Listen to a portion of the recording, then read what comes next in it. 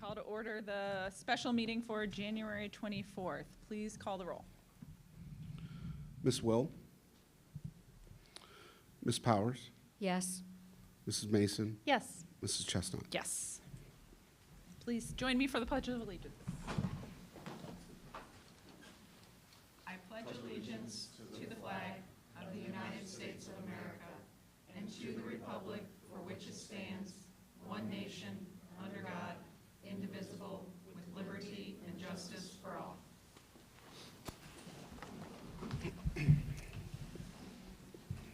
Can I get a motion to approve the agenda as presented?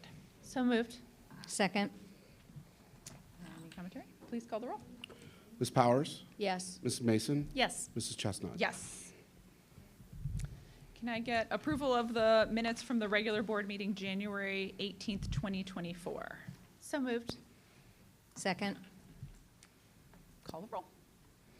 If I could just recognize my awesome staff for making sure that this got done in a timely manner with a quick turnaround, I'd just like to do that. So, Yes, thank you.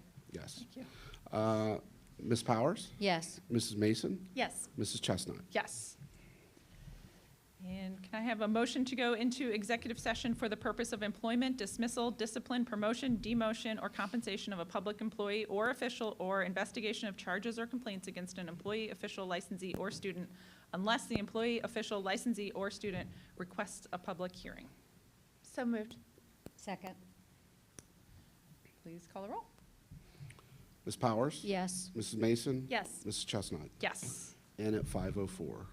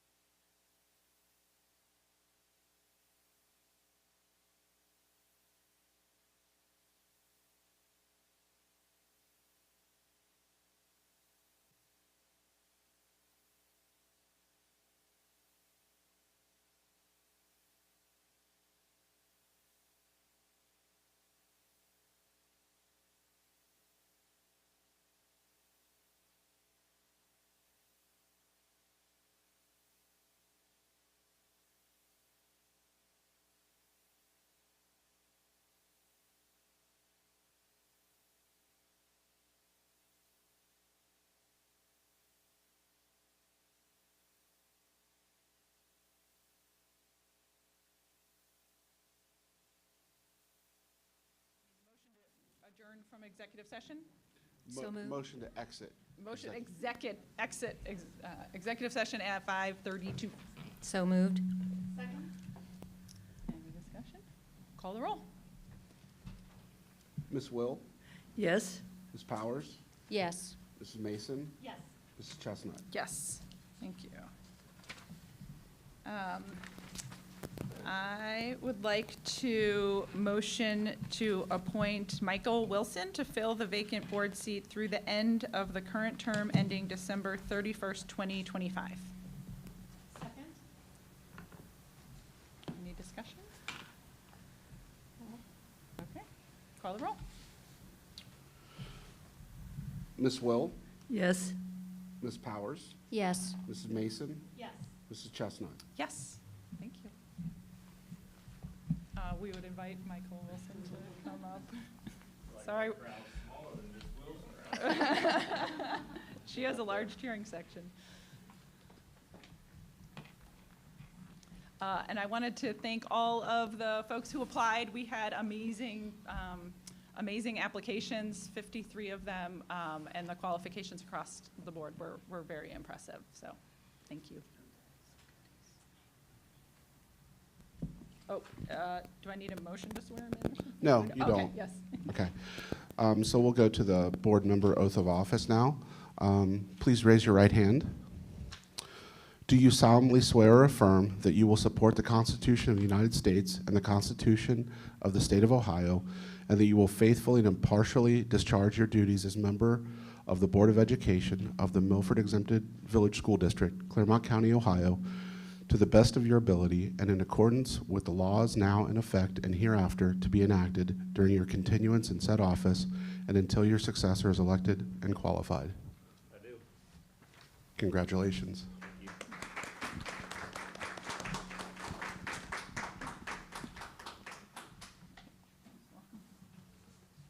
This is a nice little walkthrough. little crowded. Okay, our first item this evening is Mr. Greg Powers. Mr. Spicer? Yes, to- thank you. Do we want to let Michael say a few words? yes. Maybe tell a little bit about himself. Would- Sorry, right. put you on the spot. No problem. Check, check. Okay. I actually prepared a few things here because I believe in kind of manifesting things as things that you want in life. I do want to say I had a great conversation with Miss Wills this week. It was very nice talking to you. So just thank you to the board members and Milford community as a whole. I'm humbled and honored to accept this position. I'm driven by a deep belief in our community and the desire to contribute to the exceptional education of our children. I believe everyone deserves a chance to thrive. We can't support our students without supporting their families, and we can't ask for community trust without delivering excellent schools for all. You'll get to know me more, but I'm methodical, I'm dedicated at a local level, and I'm a natural collaborator. The generation before us possesses extraordinary potential. I'm proud to be part of the team that cultivates their critical thinking, problem-solving abilities, and strong character. The children of Milford need to be equipped to succeed both within the classroom and beyond. And again, I thank you. I look forward to putting in the work. So, thank you. Thank you. Welcome. All right. Well, it is certainly my pleasure to introduce our guest this evening. Lieutenant Colonel Greg Power served 30 years in the Air National Guard and also served as the superintendent at Little Miami Schools. And I've asked Greg to come and speak to us this evening, to give us a little insight about what it was like to be the superintendent there all those years. And I'm just going to turn it over to Greg and listen to his wisdom.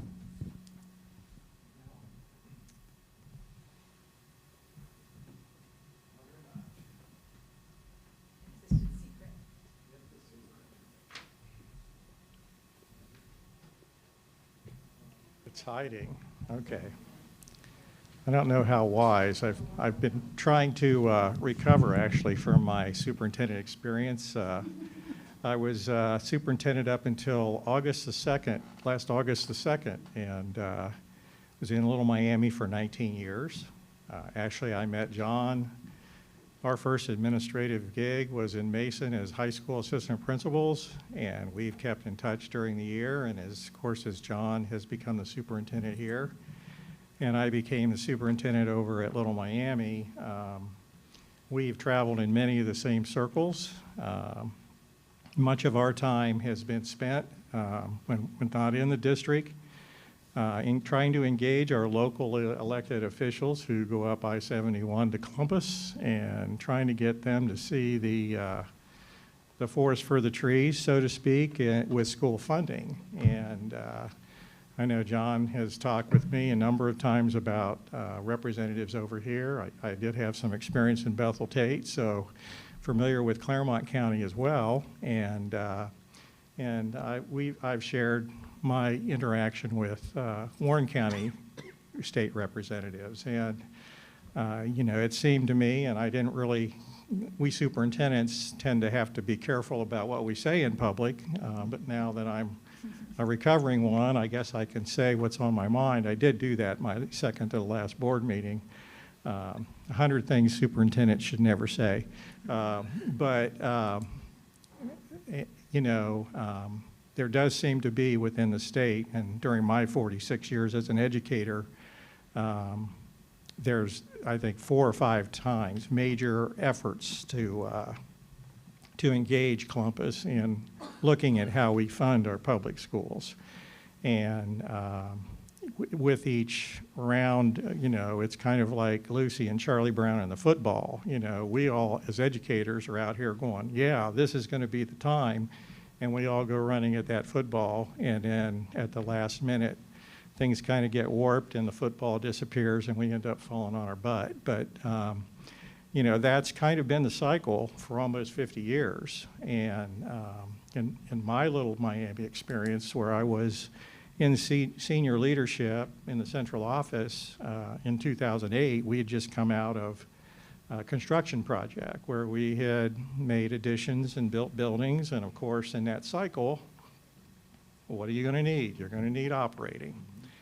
And so in 2008, the whole we need more operating money engagement with our community began. And there was a group, I kindly reference them as Better Wayers. And they wanted us to find another way, to get the money that we needed. And, you know, we kind of bid on that and did the Lucy Brown football thing for a couple of rounds with campaigns and levies. And, of course, very early on, you know, you don't have much play, so you start making cuts. And as at Little Miami, with each round of cuts, there was another impact that would fall upon the district. And at the board level, their concern was not wanting to have the state come in and take things over. There was a group that thought, well, you know, the state will come in and they'll fix it. And in reality, our experience was we fought so hard not to have the state come in that when they arrived in July of 2010, we had cut pretty much everything you could cut. And when they did their audit and their analysis, it was you're a bare bones, you can't do anything more. And so as we moved through that, then the next round was what did people do? People who had children in the system decided that at a certain point their child wasn't getting what they needed. And so they walked with their feet. They went to private school, they withdrew their kid, they open enrolled. And in a course of 2 years, our enrollment fell by 500 students. So when you look at, you know, can you make more cuts? Well, cuts beget cuts. And then as the population goes down, you don't any longer need staff. And at one point, we'd cut over 130 positions in that process.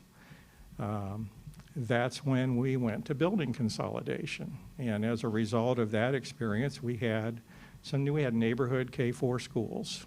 And as a result of having gone through all of that, when the state came in and they saw our enrollment decline, what did we end up doing? Well, we shuttered 2 buildings before the state got there. So they made us shutter the 3rd elementary. And as a result of that, 2 of those buildings, we were never able to bring back online because they went into such a deteriorated state. So in the long run, a millage that was a little just shy of 7 mills turned into 13.95 mills to get out. And to this day, that is what Little Miami has been running on, a 5-year, 13.95 mil emergency levy. And now we've grown and we've had to make others additions, and we got a bond levy approved, and we built a new building, and but we're still not back to where in many areas where we needed to be. What will also happen to property values is they will begin to decline. Even in the current housing market, if a district gets into that state, people are going to decide to move. And what happened to us was there were 2 third-party vendors that came in and bought a large amount of the suburban housing. And so today in Little Miami, there's a significant housing inventory where you can go rent a house, be electronically let in the house, give them a credit card number, sign a lease, 6 or a 12-month lease, and never see a person. And so that's also impacted many of our neighborhoods and our student transients. So we have a lot of student mobility, a lot more than you would think in a community that's a 94% residential community in a large district. So, you know, the cycle, when you look at state funding, every district has it, and it depends largely on what your real estate value is. When you look at the state fund, just a simple 101 on school finance, the state views each district as having a certain ability to fund things locally, and it's based on your total real estate tax base. Mm-hmm. The other wild, crazy thing about the formula is it's also based on the income of your residents. And I'm not a math guy. I'm a 3rd grade teacher. So, but when they run that formula, you come up with a wealth index, and then they make a determination of what their share is going to be and what your local district share is going to be. And we've got no control over any of that. And so a mill may generate $1.5 million here. You know, there are other districts where a mill generates much more and where 1 mill generates much less. And so the lower funding that a mill generates, the more state funding that you get. So in successfully economic areas like Milford and many of the suburban districts in the area, the local tax share, the amount needed to fund the local schools is significantly higher than in many of the other districts that are in the state. And you will have people who will say, nobody likes to pay taxes. Let's just face it. There's not people lining up to say, hey, I've got too much money and I want to pay these taxes. So the first response and the first inclination is, well, don't get it from me, get it from somewhere else, figure it out. And so that's what local schools, and interestingly enough, local schools and municipalities, it's the only real voting opportunity the electorate has to say no to taxes. Mm-hmm. And the state, as one of our representatives out of Warren County says, up in Columbus, we make sausage. If you want to get something passed, you got to give to get. And in many of our successful county areas, I don't really feel like our representatives are representing our interests. So I'll probably hear from 1 or 2 Warren County reps because I said that out loud again. But God bless them, they want to serve. But from my perspective, the loyalty to party over the loyalty to constituents, and when I talk about constituents, doesn't matter whether you're independent, an R or a D, right. You're a constituent. And I just see that kind of as a challenging thing where our local representatives are not representing us up in Columbus, and it's happening more often than not. Just heard today the state has over a $4 billion rainy day fund.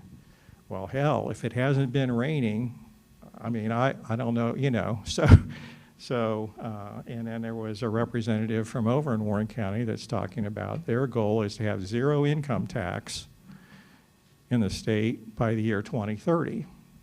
And so they're cutting taxes up there, but where are they placing the cost? They're shoving it back down at the local level. And that's a trend and a pattern that's very concerning. You know, we had a Lucy football moment with the Fair School Funding Plan. You know, early on, we thought, well, you know, we superintendents we meet monthly, and we talk to one another, and we meet with representatives, and John's been a big part of that. We go and advocate. We'll go up to Columbus. We'll sit in some of you look at some of the legislation that is being introduced up there, and you know, everybody's busy. Moms and dads, what are they doing? They're busy raising family. They're working. They're trying to make ends meet. They're trying to take care of their kids. And while the average citizen is busy living daily life, they're not aware as they could or should be. And then where are you going to find the time when you're that busy? So whenever a tax issue comes up for a school system, the initial response is, well, not out of my pocket. You got to figure something else out, you know. And then, of course, you know, they look at the board and they look at senior leadership and they say, well, what the heck are you doing? Why aren't you up there telling our representatives that, hey, we need to do something different here besides raise my real estate taxes or go for an earnings tax or an income tax? Because those are the three options school districts have. So, you know, that's the conundrum. And as I learned over there at Little Miami, if we aren't telling the story, someone else will tell the story. And so it's really important that community engagement, and I see that. I follow all your social media stuff, and, you know, I see you guys out there. I see you engage in the community. I see you publicizing all of the great things that staff and kids are doing with one another, you know, for the children of the community. And that's the story. That's the story. It takes people, it takes resources to partner with families to help get their children the best that they can get. Because after all, when you think about a kindergarten student is only in kindergarten once, and a senior only has one senior year. And when you get into the cycle of reductions and cuts, you're impacting the quality of what's there. The biggest mistake that we made was going to every other day, all day kindergarten. Because as we move through looking at cuts, it was more fiscally efficient to only run the kindergarten buses for half the kindergarten class one time during the day, as opposed, you know, home and to school versus twice during the day. And this year, in 2024, 13 years later, the last kindergarten class that had that experience is going to graduate in May. So there's, when we talk about cuts, there's the immediate, you look at a projected dollar and you say, okay, well, what do we need to cut? And okay, have we reached that mark? And so there's the initial, does this make sense? Are we making the cuts as far away from the classroom as we possibly can to not impact the learning environment for as long as we can? But eventually, and very quickly, because usually 70 to 80% of the budget is people. And so as those deficits projections start to get larger, the only place you can go is people. And trust me, it is an extremely dark and traumatic experience to have to look someone in the eye and tell them that they no longer have a job. And when you start having to talk to numerous people, it is a disheartening experience, not only for the individual who's losing their position, but also for the people that are having to go around and do that. The other side effect of that is your staff will be shifting and moving around and be put into positions that they're out of position on. If I'm a first grade teacher, and I know there's still a number of us dinosaurs around that have 1A licensure, and I'm at the middle school, and I've been teaching the middle school, and I've never taught first grade, but because of my seniority, that's the spot that's open for me. You get staff shifted around because of their licensure, and so even that's a stressful for those experience for those staff that remain. There will be people, if you get deep into cuts, that will never recover. You will have staff that absolutely will never recover from that experience. You will have children who will never recover based off of the quality of the learning experience that's impacted by those cuts. And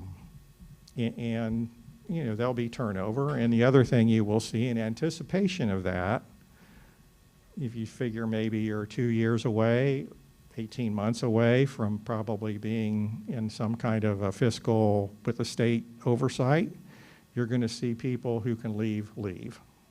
Right now, the job market for educators is extremely competitive. And if you have someone here who can leave and they fear what's coming, they're going to look somewhere else and they're going to make a move. And you're going to lose good people. And then that whole cycle of trying to get someone oriented into what Milford is, who Milford is, what working in Milford is, what being a part of this learning community is, you're just going to be kind of on a treadmill trying to catch up to keep people where they need to be committed and supportive of the students that are in your district. So I saw a presentation John sent me around the framework that you've put in place, and considering, you know, what reductions could we make and what might that look like. And I think my advice to you would be, if you are making a cut, be sure to think through the process of what that looks like beyond the dollars. You can cut busing at the state minimum, and we did. Well, what does that look like on your campuses when you do that? If you're no longer transporting high school students, you know, film at 11, because the media loves a good train wreck. And let me tell you, the opening of a school year, when you've got parents that are coming to the high school, dropping their kids, and or even at an elementary building, because you got so many houses so close to your building, there is nothing pretty about that. And you probably should engage your first responders and talk to the local PD and the fire department and health department, and have those conversations with those stakeholders before you move along those lines, because you know, there's some kind of hot button clients in the community that might become more vocal behind the scenes informally to encourage the community to support what you need. And so when you think about all of that, you think about staff, you think about school attendance, you think about how are kids coming and going, older kids getting dropped at the high school at 5:30 in the morning because they can't only get dropped because mom or dad are on the way to work, and they're still there at 6:37 at night waiting for mom or dad to come get them. So there's even cost with supervision, cold weather, you can't just throw them out of the building, you got to keep them warm and safe. So you know, those are all things, it's a dark and depressing kind of a process to think about, especially when you know public ed, we don't ever get far enough ahead on the surplus side with our budgets to have nice to have, you know, kinds of things. So this has been, by the way, a great therapy session for me. Because I was a superintendent over there for 12 years and in the district for 19 years. So when they came to me and they said, hey, we need a superintendent, how crazy was I? But, you know, I'm kind of Irish stubborn, and Mrs. Powers, you and I are probably related. I just don't have an S on the end of my name. But it's, you know, I see you trying to communicate, trying to engage, try to be positive. There will always be people that just flat out say no. I'm not, if it's a tax, I'm going to say no. And I mean, we all have those. And but you want your children educated and productive when they leave high school, because if they're not, they're going to be a drain on everything tax-wise if they can't grow to be productive citizens in the community. So that's all I really wanted to share, and I really didn't. It was just stream of conscious conversation, but when I talked to John, I mean, he gets it. So I can help anyway. I've got bandwidth now. I'm just out consulting. So thank you for the opportunity. You have a great community, and I hope the community will come back out and support your need. Thank you. Thanks for your insight. Can I ask a question real quick? Can I ask you a question real fast? Sure. So I know you went over a lot of things that, you know, you said big mistake about kindergarten and busing and things like that. But if you think back at the early stages of trying to figure out, and then obviously it didn't go well, anything you would have done differently at the beginning? Yeah, and again, I was in senior leadership, so I, you know, in the food chain at that point, not enough coinage to really be able to speak up to the board. But I think, John, you have a summary of everything, all 9 elections, pass, fail, what happened with all of that. If you look at that, the board was all over the place with millage, and you know, initially I think they were somewhere around 6 mills, but then the next time they weren't at 6 mills, and then another time they were millage and an earnings tax. And I talked to the superintendent at one point. One of them, I think, was a 6.48 mil levy along with earnings tax or something. And I asked him, how did you come up with the 6.48 mils? Because I had sat with the treasurer and him, and we did funding models and all of that. And he said, Greg, the board would not pick a number, and they couldn't decide. So I said, I just pulled it out of my butt. You know, well, when you look at that, what's, you know, if he's saying that to me, what is the community seeing? Right. You know, you need what you need. And as you look at the calendar and the fiscal year, you know, if you're not going to pass something in a calendar year, you're not going to collect it till the start of the next year. And so what will happen is, if you have multiple attempts and you move into that next calendar year, your millage is going to change as to what you need. Like I said earlier, what turned out to be an initial 5 or 6 mil request turned to 13.95 to get out of fiscal emergency. So I would stay on message. I would stay on asking for what you need, and make it real clear that with each delay, that millage can only increase, because you can only cut so much. When the state came in, they said, we want you to go to state minimum operating standards. So I asked for, okay, where do I find that? And they couldn't give it to me. When they came in, they absolutely were a 3-ring circus. You had 3 local individuals and 2 folks from the state, one from the auditor's office and one from ODE.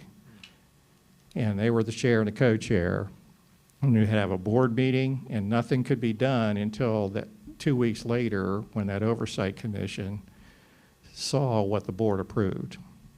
So there was kind of like a monthly beating going to those meetings, where the treasurer and I would be standing in front of them trying to justify even an expenditure like putting a staff member on paid administrative leave pending an investigation.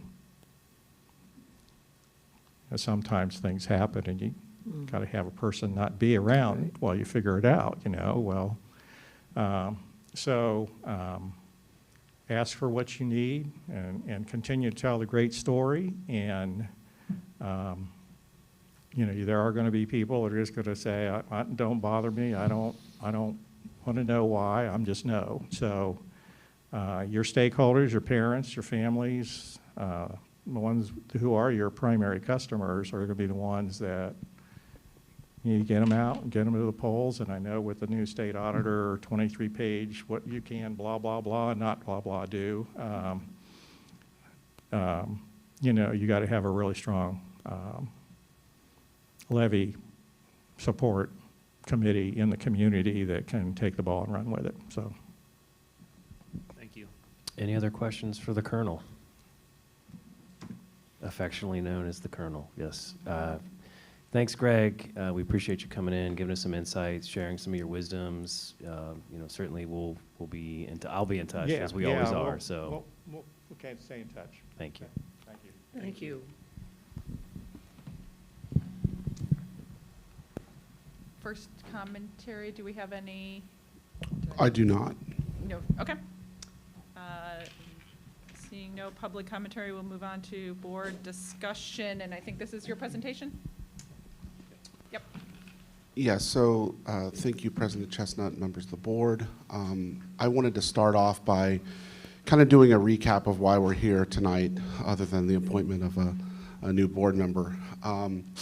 As we talked about in December and actually in November as well, what we wanted to do tonight was come and present some kind of where we are in terms of some, just where we are financially, why we are in need of additional revenue, but also to kind of brief the three new board members on kind of where we are. And so that's what we're going to attempt to do. If you tuned in to the November 29th meeting, you'll see a lot of slides that are similar. You'll also see some new slides as well. Do you mind if I borrow that? Yeah. The feedback was, all right. I was going to be talking for a while and nobody wants to hear feedback. So as we start going, I'm just going to kind of go over some metrics of the district, and then I'm going to get into some of the options that we already talked about, and also you know, some information I think is important. And then ultimately, I think what we're going to do is just have some additional discussion points. Really what this meeting was to do is to let you know some potential reductions that we've identified, but also for the board members to suggest other things that we can look at and bring back in a couple weeks, which will be right after our February regular meeting. And kind of come back with some information on some of your suggestions, and then provide you with that information to be able to make a decision going into the March meeting. I do want to highlight the fact that I did ask that the board make a decision on reductions if it involves staffing by March, just so we can make sure that those staff members know if they're going to be affected. This is a hard thing to talk about, and you know, it's not any easier sitting tonight than it was in November, and I want to point that out as well. In this first slide here, I think it's important to compare us with how we're spending with other districts. So the Department of Education, or Department of Education and Workforce now, they utilize a metric that essentially compares us with 20 other districts. So I've taken those 10 of those districts and showed where we fall in terms of expenditures per pupil. And so the vertical line that you see here is the average in this group of data. And you'll notice that we fall below that here with 12,221.41. And again, this is based off the CUP report. This is based off the 2022 CUP report data. This is an interesting slide. It shows per pupil revenue yield for 1 mil. So in that same grouping, we're the second lowest yield for each mil. And I think it's important to know that a mil, in terms of what a taxpayer is feeling from a mil, it's the same amount unless you're in a district that's on the funding floor. But it's that $35 times the number of mills times the multiplier of the $100,000 home. And so when you look at this, there are districts up here like North Royalton that are receiving substantially more per mill per student. So, you know, you can see over here that's $300 right at this line, and we're down here below $150. So it's important to note as well. Also, it doesn't go without saying that you can compare yourself with the like districts all you want, but it doesn't really resonate sometimes with the community or even us because they're not districts that we're used to seeing. And so what I've done here is compared Milford with other local districts. And you can see the per pupil expenditures and still see that Milford is below that average in that subgroup. This is actually comparing per pupil expenditures within Clermont County and Hamilton County. And you can see that, again, there's a gap between the average expenditures and Milford. This expands it even further, and this is Hamilton, Clermont, Warren, and Butler. And I know that's really hard to read, so thank you to Krista Boyle for creating this slide where we can kind of see that stack up against all those subgroups that I just talked about.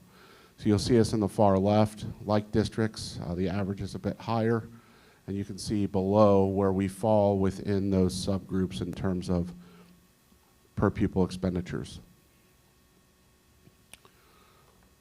This is an interesting slide that I think this was from December, but Milford has fewer administrators than other local districts, and those administrators serve more students. So when you look in the far left, and this is the number of FTE, so Milford falls below the average in administrators. This area shows the number of FTE, or full-time equivalent students. There are more students in this subgroup served by Milford administrators than any other district. And then the far right is showing the average pay and where Milford falls within that average. So again, an interesting and important piece of data. As we get into the levy discussion options, I spoke about this, but I think it's important to break it down because we had a question of, well, you started with $39 million in the bank this year. How in the world can the district be in financial trouble? And so what I did is I broke it down like a checkbook. So if you have a beginning checkbook balance of $3,900 and you pay bills, or you get your paycheck coming in, and then you pay your bills, that's a minus going out. If the bills coming in are greater than the paycheck, you're gonna have an ending balance that's lower than where you started. And that's really what's happening here. And then your ending balance becomes your starting balance for the next year, and so on and so forth. And as we continue to do this, if the bills are greater than the paycheck, the ending check balance continues to be whittled away. These numbers that I just showed you are the 5-year forecast with way less zeros.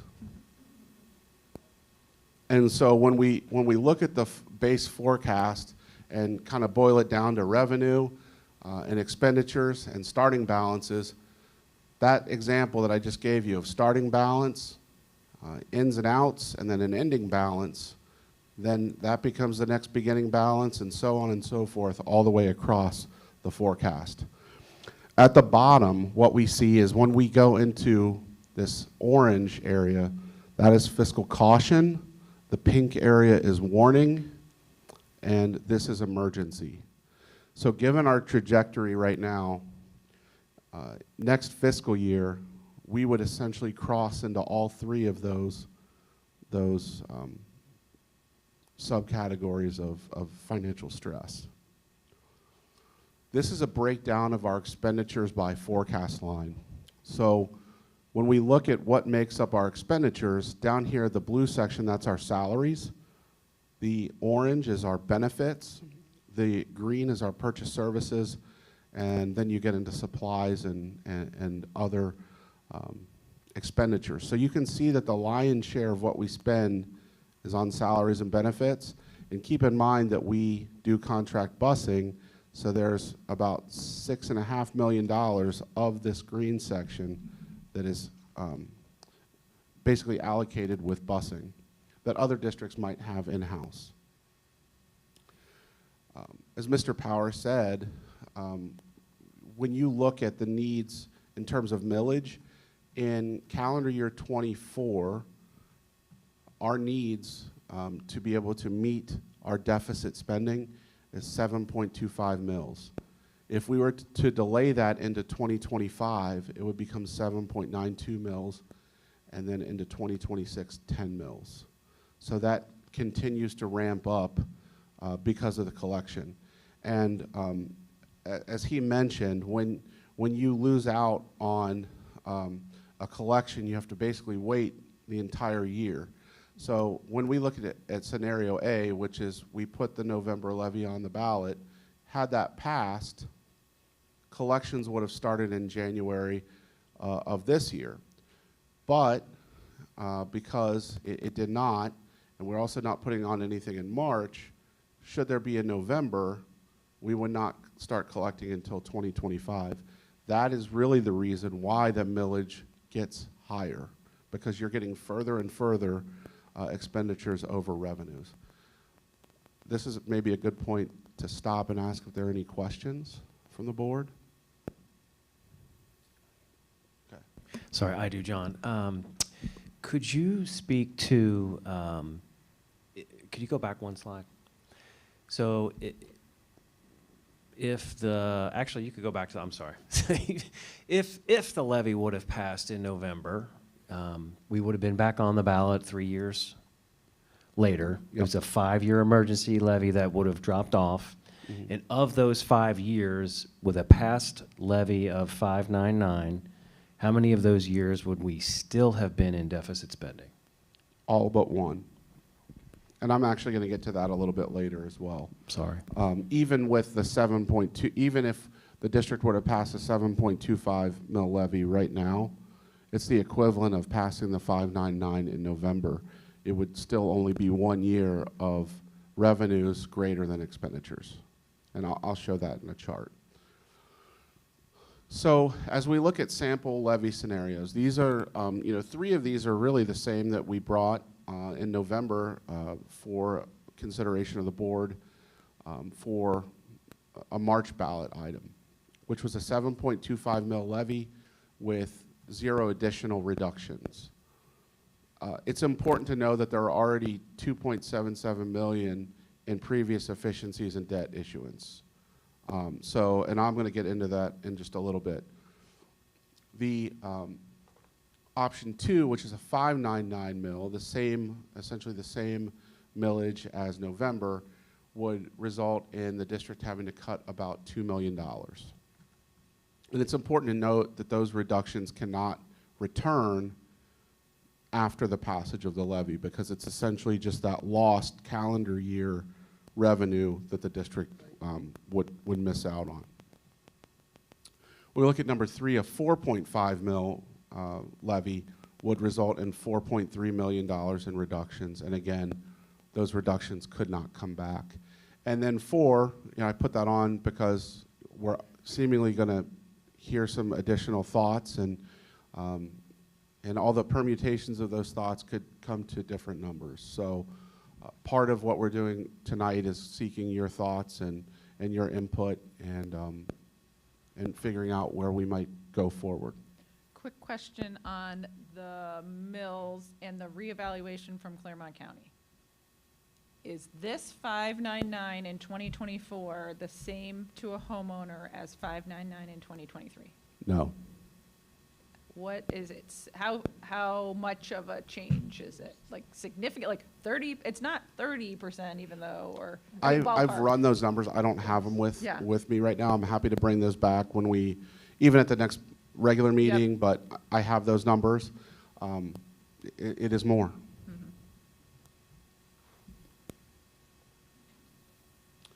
I also wanted to point out, because I've engaged with some community members recently, just had conversations, and they're like, well, you guys get federal grant money, why don't you just shift all the costs to the federal grant money?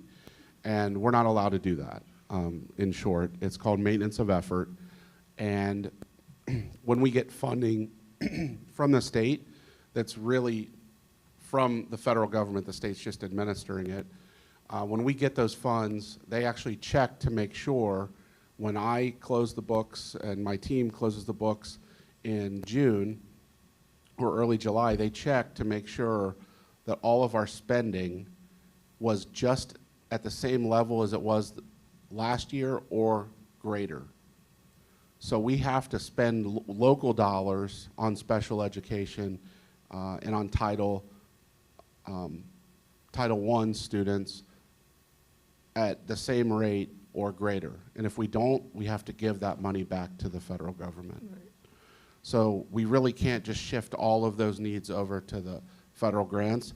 I can tell you that when we do talk about federal grants, it's a long process between myself and Jenny Berkeley, and then our teams work back and forth, and we are utilizing every dollar of our federal grants that we can. It's part of the budgeting process. It's a long process, and it's not just a one-time process. We have to today we did a budget revision in our federal grants. So it's an ongoing process. I would say there's probably 6 to 7, maybe 8 budget revisions throughout the year, because the amounts change too. So I just wanted to point that out. Finally, we are keeping track of every resignation or retirement, and we're tracking to see how much we're saving. We're aiming to save on staff replacements. What you can't see at the bottom here is that we have that target of $700,000 last fiscal year, and we actually came out $202,000 better than the $700,000 goal. And this is something that we're tracking ongoing between the HR department and the Treasurer's department, and making sure that we're all in the know. And this is what I use to influence and inform the forecast.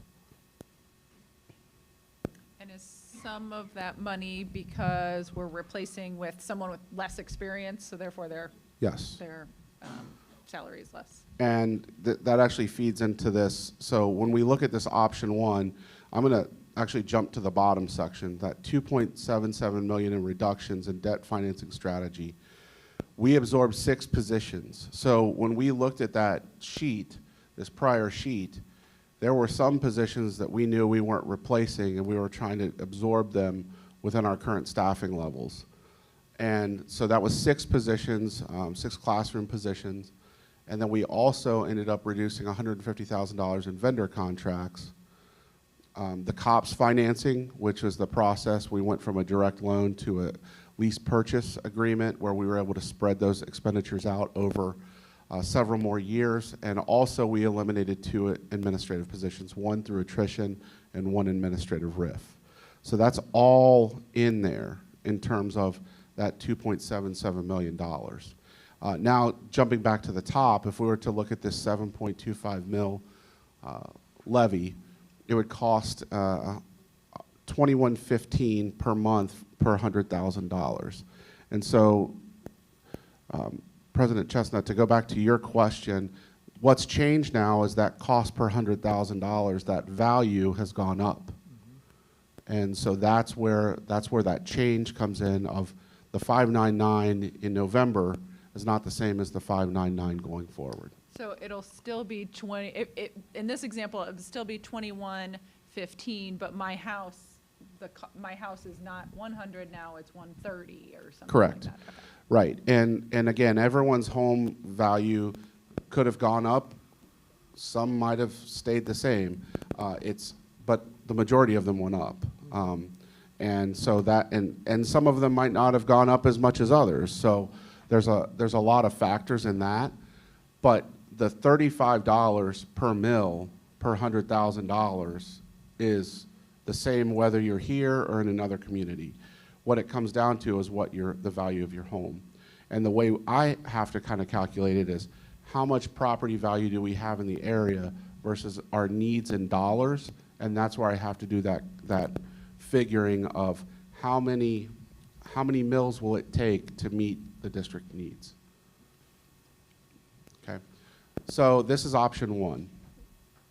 Option two, which is the 599 mill operating levy, this is $17.47 per month. So this is the same, again, you'll notice that number is the same per $100,000 as November of 23. However, it's that valuation of the home that's risen, that is the delta there.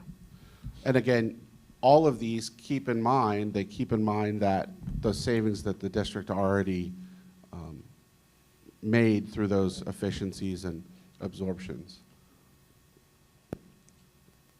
But this does require $2 million in additional cuts. That's how we go from 7.25 to 5.99. And the very last thing, this levy to last 3 years, it would be a continuing levy, but we would need to follow it in 3 years with additional funding of some sort. Correct. Okay. And that's the same on the first option? Yeah, these are All the same. factored in as continuing levies.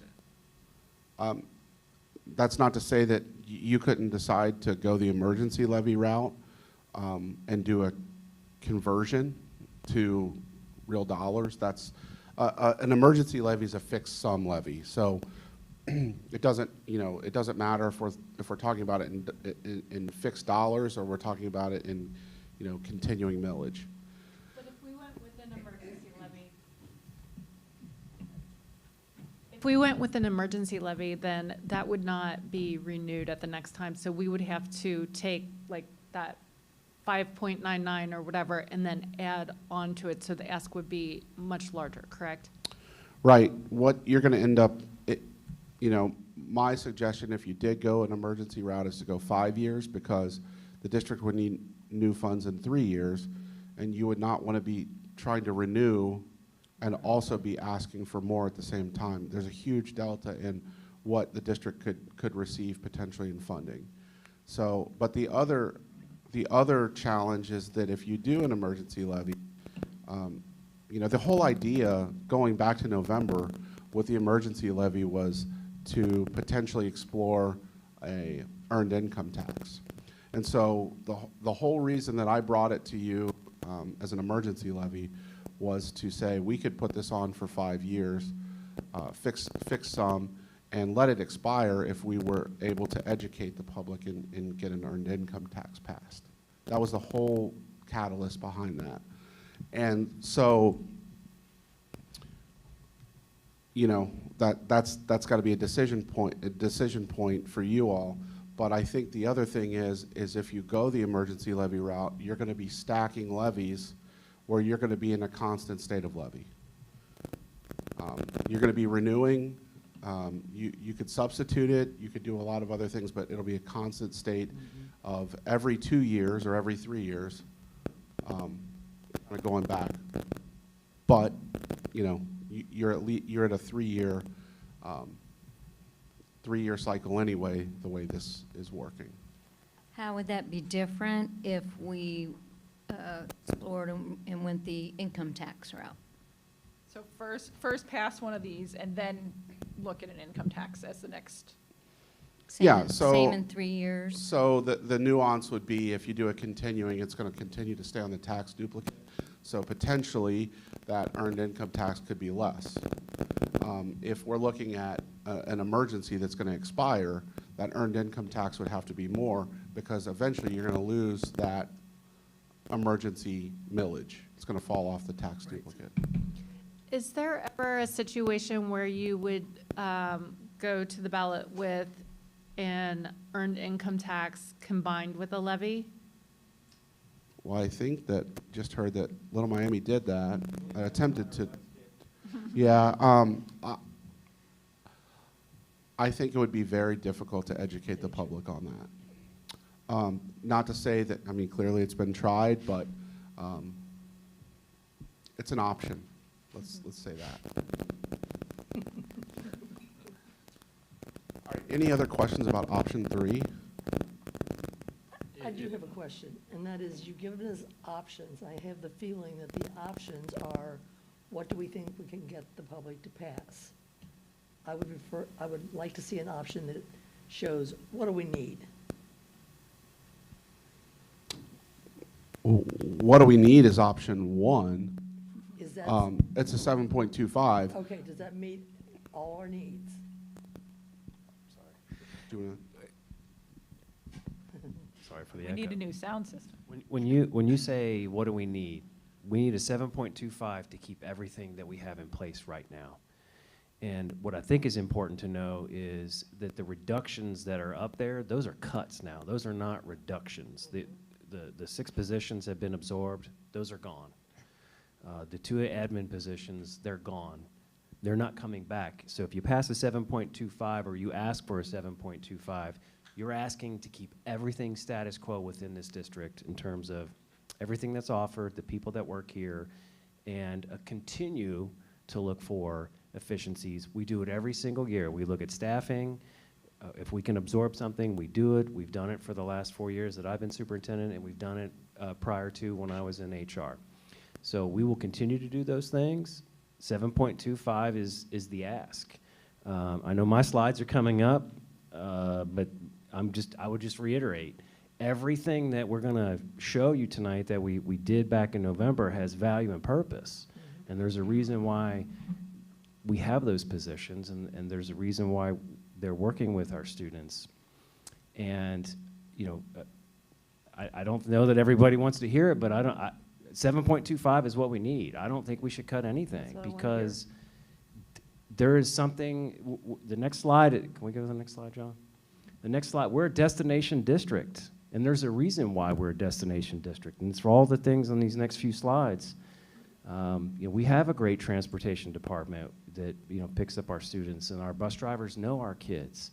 Our student-teacher ratios are low, and there's a reason why. But there's also a reason why the K-4 and the 5-6 are what they are, because we can't make efficiencies. Greg Power talked about it. They moved to grade-banded schools. We have neighborhood schools. There's no efficiency in that whatsoever. But that's what this community is. We are a community, elementary schools, neighborhoods, that's what we do. We have, you know, gifted, we could do the bare minimum, but we don't. We have 3 gifted interventionists, and we service our students in a greater way. We offer all-day kindergarten.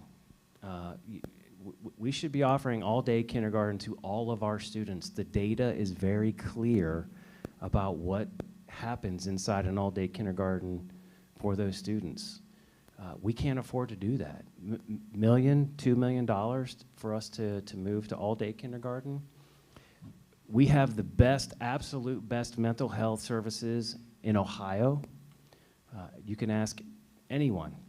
We were on the cutting edge of that, of having a comprehensive system for that. We have 10 mental health interventionists. We have 1 mental health coordinator. It's unheard of. And that's why we're a destination district. Our extracurriculars and athletics. I don't think there's a better athletic director in the state of Ohio than Aaron Zupka, who's in the audience today. I agree. You know, our teachers on assignment. The past board, the past 5 board members voted to have the 7 teachers on assignment. 6 of them serve in all of our elementaries. They're acting assistant principals, but they don't get paid like one. You know, we have reset aides that help students. They're proactively helping our students as they're, you know, having issues in the day. We're going to have school resource officers in our buildings. We have a great relationship with Milford Police Department, Miami Township Police Department, our fire as well. We've got media aides. You heard last week, Kendra came in and spoke so eloquently about all the work that they do. They go above and beyond. And then our MTSS coaches working with our elementaries to support our reading and math and some of our behavioral interventions. You know, they work with our teachers. And that's why we're a destination district. It's because of that. You have to make decisions if these are the things you still want. You know, and the next few slides are just, this is nothing, we shared this in November, nothing new. But I will tell you that we are going to champion a 15% budget cut across all departments and buildings. We've worked closely with Mr. Espy, and we're going to make that happen. You know, do you want to increase pay to play? I was with Greg when we had pay to play. It was $700-800 a sport. Multiply that times 3. Do you have a question? Yeah, I do, and that is, what you just told me is great. But, for example, the all-day kindergarten, which would be wonderful, is that a possibility in the amount that you're asking, which is why I'm saying.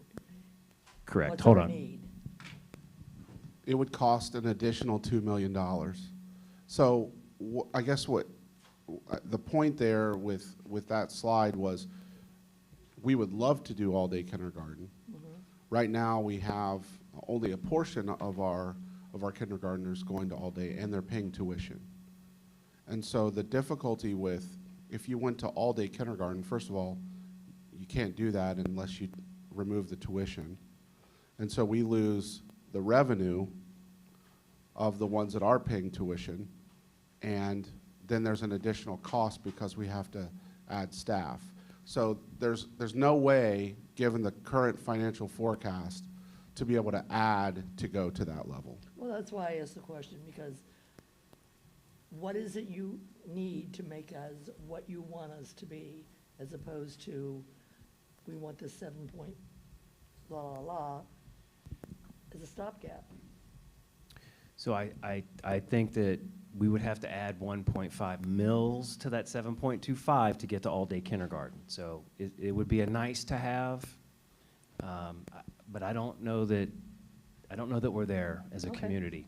Sure. And I did ramble. I'm pretty passionate about it, and I appreciate you asking the question because, you know, this is why we're here. I mean, we're in the people business. Yep. You know, the magic happens inside the classrooms with our teachers every day. Every day it does. You know, some of the other things that are up here, you know, we did mention last month, November, eliminate all-day kindergarten. We've got the potential busing options. You know, Greg talked about that in terms of, sure, you cut busing, but what does that do? What does that do to that campus, especially a campus that's under construction?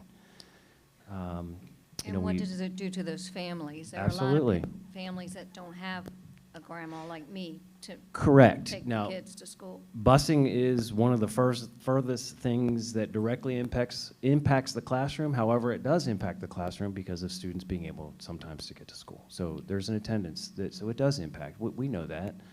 You know, these positions as well are positions that we could cut.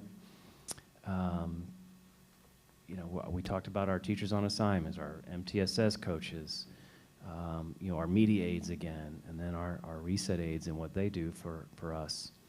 Potentially a secretary. We have an in-school suspension at the high school. We have, you know, a counselor, potential reduction at the high school. Mental health interventionist that we could reduce. Secondary music. Potentially some high school staff. You know, at the end of the day, I think that, you know, something that has, I think, gotten lost as we started this presentation to the board is we've not asked for operating money since May of 2013. It's unheard of. May of 2013. The district has been fiscally responsible. We have a funding problem, not a spending problem. I think part of what is also not reflected in some of this too is that if we cut some of these, we lose money. For example, we are getting some restricted money for mental health interventionists. So, or same thing with busing. So it's not a straight, we get a dollar amount because we're also losing some funding that covers it. I figured it out. I went through it yesterday. It's 16,000. We essentially spend the $16,000 of unrestricted money for our MHIs, our mental health interventionists, and the mental health coordinator. That's an amazing deal.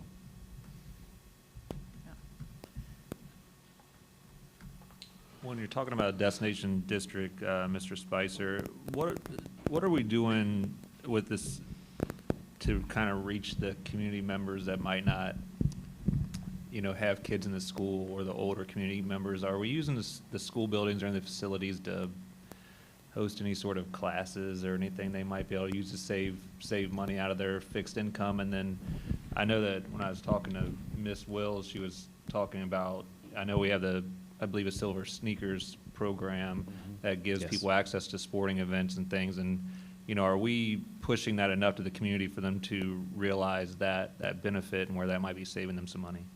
Yeah, I certainly think our pool is one of the great opportunities for the community to come in, regardless of age group.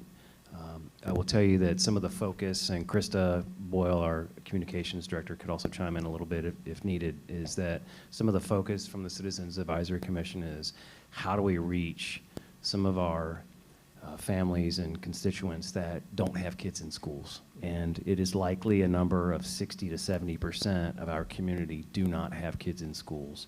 And so it is a goal of ours to get better at that and to reach out to that community and work with them.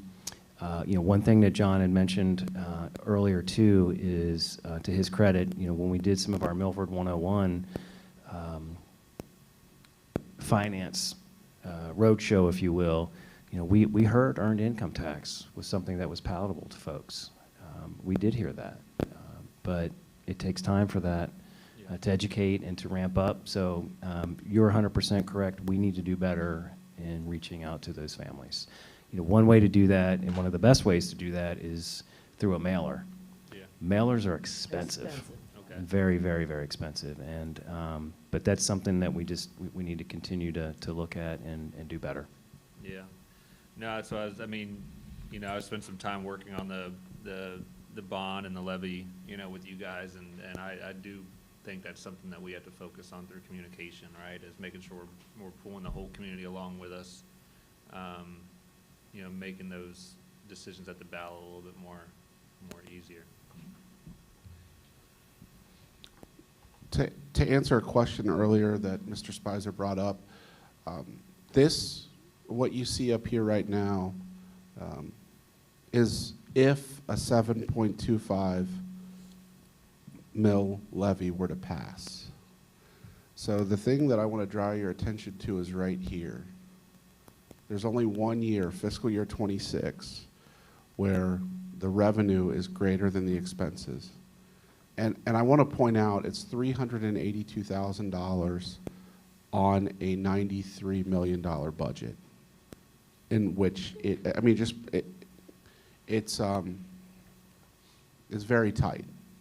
And so this is the challenge that we have with our current funding plan. We're funded flat. The Fair School Funding Plan is not advantageous to us. Prior, and part of the reason that the district was able to go 10.5 years without going back to the ballot was because when there were new funding plans or nuances to the current funding plan, Milford benefited from it. And we simply aren't anymore. And so really what I'm looking at is the ratio of how much more we're spending than bringing in, and that is what's leading to the levy ask, or the levy millage need, I should say. And you can see again here, when you get into this orange area, that's going to be caution, and then the pink is warning, and then emergency. And so we're essentially just trying to push that decay out. As a treasurer, do you think it's feasible to ever maintain not deficit spending? I mean, like, how Columbus currently funds schools, we're always going to be dipping in and out. Even in the best scenarios of regular passage of levies to meet our needs, it kind of always dips in and out. Yeah, I will say this. When you look at, and this is very general, I looked at this the other day, I'm not going to have the exact numbers, but if you look at the last 10-year average, I think our property valuation increases that we actually see in revenue is around 2 to 2.4%, and just in the last 3 years, inflation has been at 6% on average. So given that financial outlook or just even just the historicals, I don't know. We're not seeing, it's certainly not any cheaper to educate students now than it was pre-pandemic. And I think that that's why we ended up getting funding through, ESSER funding and the Coronavirus Relief Fund, and there was also connectivity funds because we knew that there was a greater cost. But now that kids are back in the classroom, the costs are not going away. When you look at curriculum, just follow me with curriculum for a minute. We would think that when we go from books to digital curriculum, that it's cheaper. But the reality is when you have a book, you might be able to stretch it for a year or two if you need to flatten out your spending. Not saying we want to do that, but you can do that. Mm-hmm. But now when we get into licenses, when we're looking at digital curriculum, when the license is up, the license is up. Yeah. And there's not any stretching that. And when you have to go on a one-year contract on curriculum, you're not spending the funds in the most advantageous way because you're getting charged greater costs for a one-year contract than you would get for a multi-year contract. And that's just one example.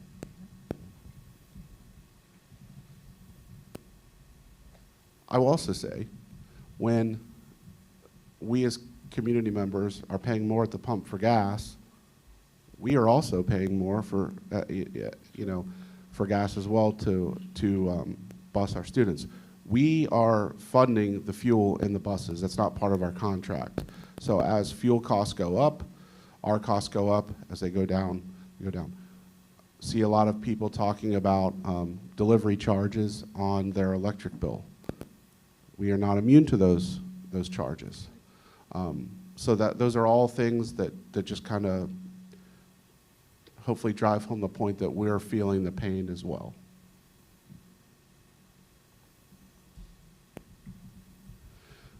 I wanted to take a moment to talk about the performance audit. And I want to kind of give everyone a timeline of this. This has been something that I've heard from several community members. Why doesn't the district go out for a performance audit, or why doesn't the district take into account what came out of the 2008 performance audit and do that now in terms of cost savings? So I actually put this together back in April, and the day I put this slide together, I was actually sitting in a meeting with at my professional conference with the Auditor of State talking about performance audits. So it was a great chance for me to kind of get some immediate information and bring it right back to the community. But when we look at our audit costs here in Milford, our gap conversion, which is essentially what we do there is we take our cash basis accounting and we convert it to balance sheets and profit and loss statements and liabilities, which we don't really live in every day with the way we do school-based accounting. We have to pay $20,000 for that to happen. And then when the Auditor of State audits us, or an independent audit firm that is assigned by the Auditor of State, we paid last year $31,625 for a total of $51,625 in local dollars that we had to spend for audit fees. We also have to pay the county auditor to collect our property fees, our property revenues, property taxes. And we also have to pay them to collect delinquent taxes. And so that always comes off when we get our settlements. So what a performance audit is a deep dive by the Auditor of State where they essentially come in and look primarily at districts that are in financial distress, and they have to be selected by the auditor, be in fiscal distress, and be selected for that performance audit to be free of charge. Otherwise, a district that would just seek to go out and have a performance audit done, it would cost around $50,000 was the quote that I got from the individual auditor that I spoke to, just given the size of, she asked, what's your budget, how many students, and she said, 50,000 plus is what we're looking at. So you'd be looking at doubling our audit costs for 1 year to do that. Not to say that that wouldn't be a great thing to do a performance audit. I would love to have one, actually, because I think we're doing things very clean in terms of my department, and the transparency is there as well. But $50,000 is that's a first-year teacher and not even enough to cover the benefits.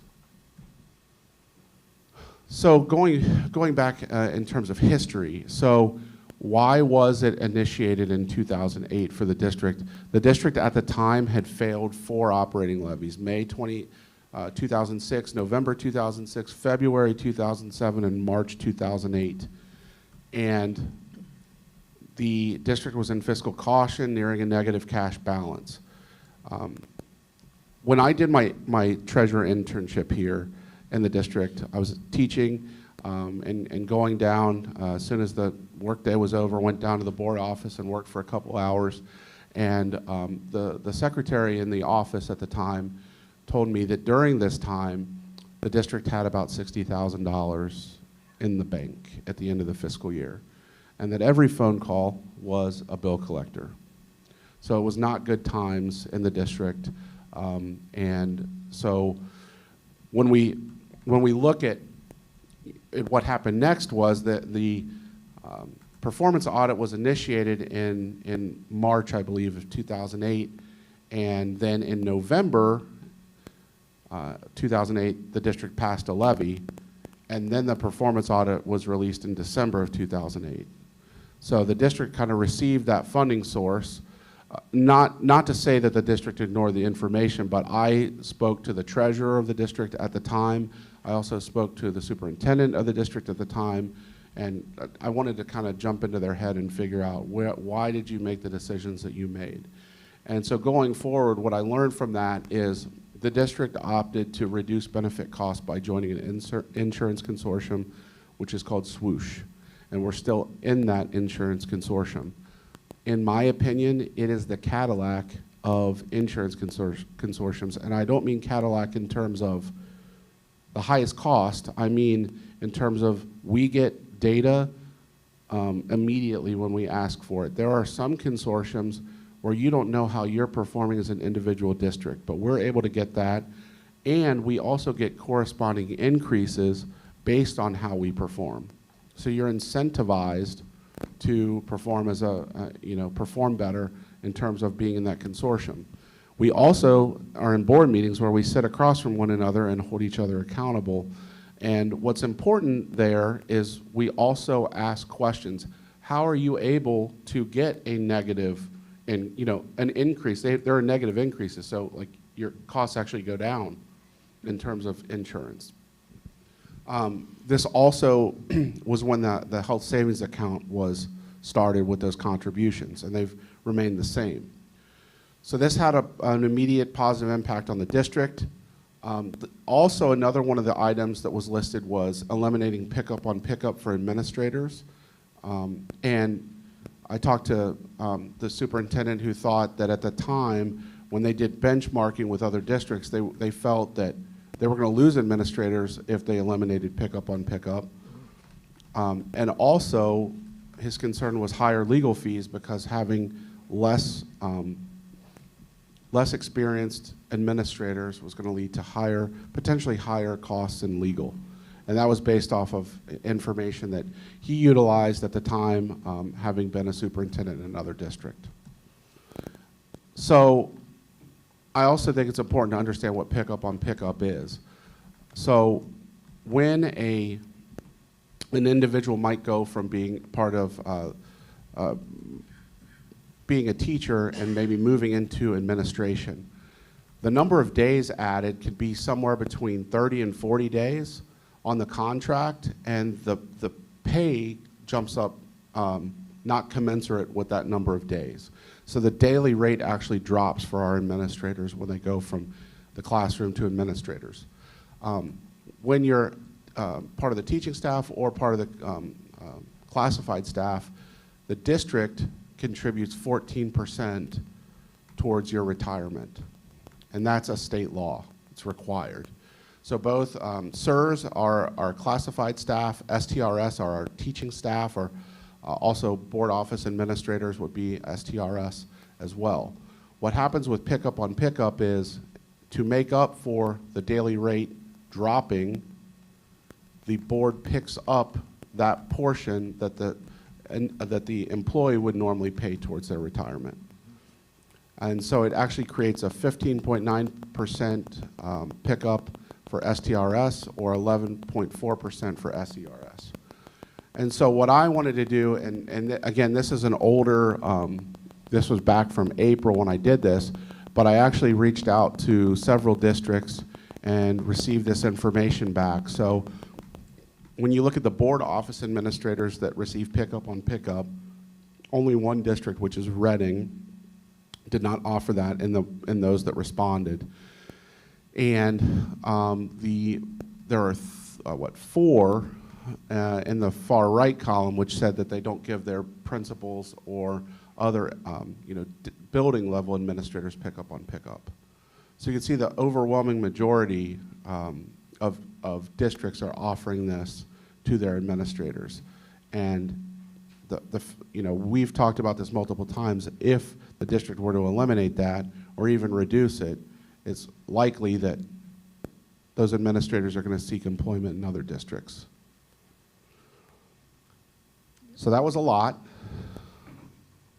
but I wanted to go over all those items because I think that they're really, really important to this discussion.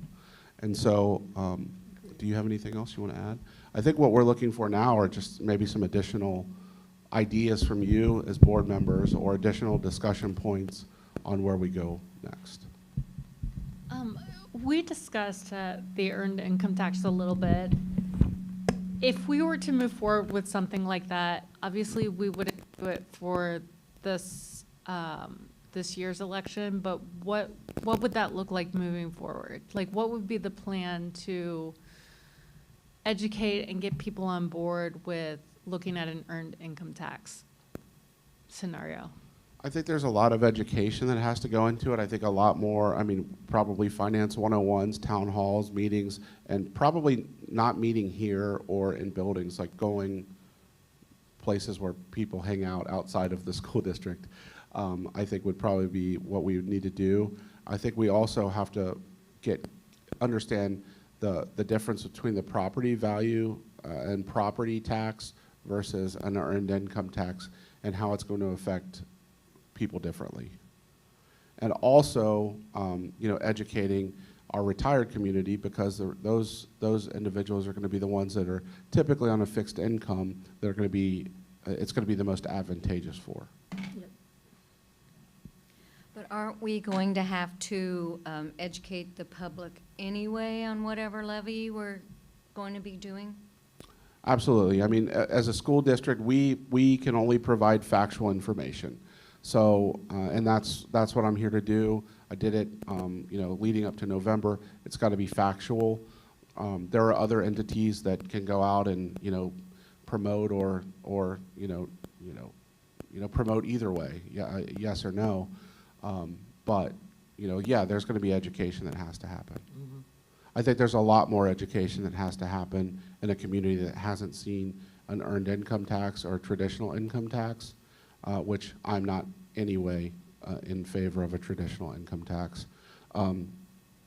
But I think it's going to be harder to educate on an earned income tax than a traditional levy. I would like to make sure we explore it, though, because I know Goshen hasn't had, I don't believe, had to ask for a levy in 27 years since they passed that earned income tax. I believe that, they went on the ballot for a bond? Bond. Yeah, so no operating. Right. There are other districts, too, that once they're on that, right now, our challenge is from the property tax side. We all know about House Bill 920. I've probably talked about it till I was blue in the face. And if you don't know what it is, I have plenty of resources out on the website that I could drive you to, or stay after and I'll give you the Cliff Notes version of what it is. But we're essentially not getting any kind of increase on our cost of living adjustment, we would say. But with an earned income tax, we would. So as people earn more, those earnings would come into the district, and that's the advantageous piece of it. However, you're shifting the burden down to those that are in their earning years. I don't know, I've just been doing my own little mini surveys because I'm in that category. And I can tell you, the people in the retirement age think, yes, absolutely. I talked to your mother, and she said, yes, absolutely. Because it's, ever since I've been on the board and levies have failed, the comment has been continuous to me on a personal level. It's not that we are not pro-children, it's not that we are not pro-education, but we are on a fixed income and we cannot afford it, and that's the bottom line. So I think it's gonna be it could be an easier education process than educating them on House Bill 920, which we have never succeeded in doing. So I don't know, that's just my 2 cents worth. I'm also in that category, and I'm asked about it every day. Today Yep. at my grandkids' bus stop, somebody knocked on my car window in the rain. And said, somebody asked her about it, and she said, oh, there's a lady at my bus stop, I'll tell her. So there we is have- an interest. And we have several, I don't want to say senior communities within our district, but they are. And I know where I live, there are 120 homes. You go to Bridgehaven, I don't know how many are at Bridgehaven. You go to Miami Woods, I don't know how many are there. And you can just go from one to the other, and it's, I think there's a high number of seniors out there. And I do feel like a lot of the discussion I've had with people in the community for the past levy, and even the bond in the past, was the same as you. It's not that we don't support the schools, it's that we're on a fixed income. And I do believe that it was very clear in this last election that we did not have a lot of support. And I do think that a lot of that came from the community that just feels like they're on those fixed incomes and they need a solution for that. Well, and with the inflation being what it is, what our economy is right now, it costs more for gas, it costs more for food. There isn't anything that's gotten cheaper that I'm aware of. So it just complicates the problem even more.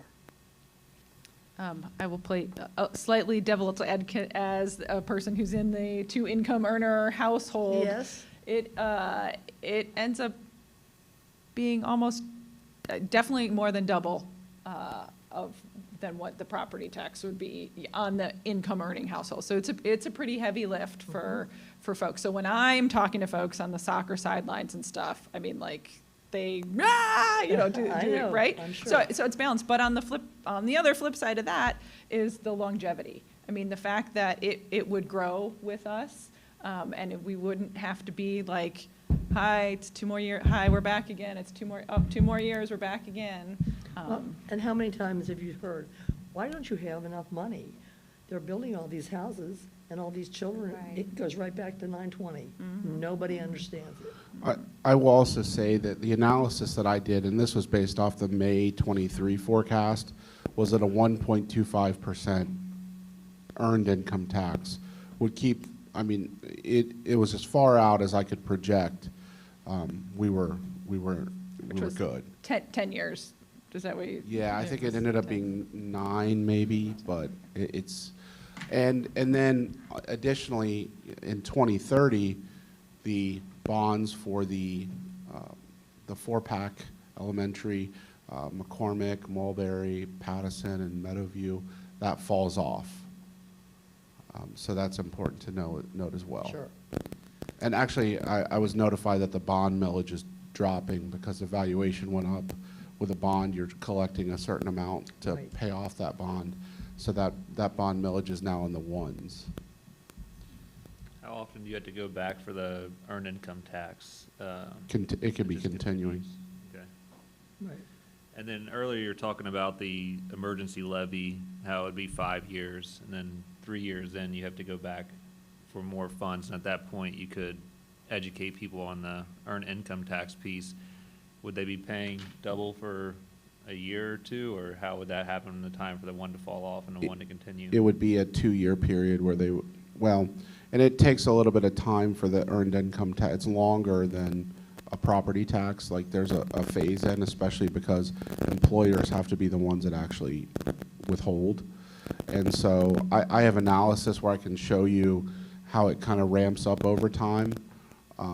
But yeah, there would be some overlap, but the positive would be that it falls off the tax duplicate eventually, whereas if it's a continuing levy and then you try to do this, you're almost immediately going into earned income tax mode Gotcha. Okay. to educate, Yeah. and it doesn't fall off. Yeah, I was just wondering if it made more sense if you're gonna go that route in 3 years to try it out of the gate, you know, but I know obviously there's more discussion to be had on something like that. I personally think that a property tax now, because that's what we've been working on, and discussion of when an income tax can go on, would be I'm one person, but that feels, I feel like we have made some headway on the property. I mean, we did not pass, but it wasn't a 0 that we got at the polls. There was some support. And I think if we continue to do that, talk about one of these scenarios as a continuing, and then look forward to an operating or a income tax. It would be interesting maybe if Goshen, I know Superintendent Bailey, I'm guessing he would be willing to talk to us about it. I'm good friends with the treasurer as well, so we Oh. could speak. Mr. Bailey's a resident. Yes, that's,